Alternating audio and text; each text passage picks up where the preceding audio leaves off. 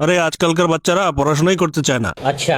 আর আমাদের বাপ দাদার আমলে সে নদী পাহাড় জঙ্গল পার হয়ে হয়ে পড়াশোনা করেছে তারা। হ্যাঁ ভাই, ঠিক বলেছিস। আমার দাদা তো যখন আকাশে বিদ্যুৎ চমকাইতো ওই আলোতেই 2-3 চ্যাপ্টার পড়ে ফেলতো।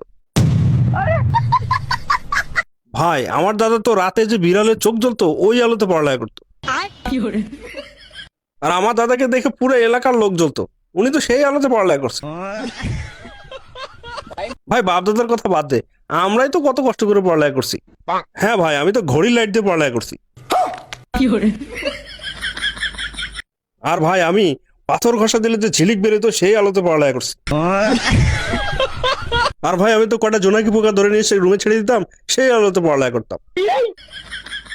কিন্তু ভাই আমি সবচেয়ে ডেঞ্জারাস ছিলাম। একটা বইয়ের মধ্যে আগুন লাগাই দিতাম আর ওই আলোতে 3-4টা বই পড়ে ফেলতাম।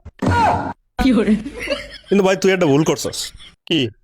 আচ্ছা তোর আর তোর বাপ দাদার পড়াশোনার যখন এতই শখ ছিল তো মোমবাতি কিনে নিত। আর শালা তোর আর তোর বাপ দাদার পড়াশোনার এত ঝোঁক ছিল তো দিনে পড়ালেখা করতো। আর শালা তুই হাসতেছিস কেন? সব জানি তোর বাপ দাদা সম্পর্কে। এক নম্বরের মূর্খ ছিল সব, এই মিথ্যা কথা বলতেছে। আরে 500 করে চাল নিয়ে নিয়ে জমি বিক্রি করে খাইছে।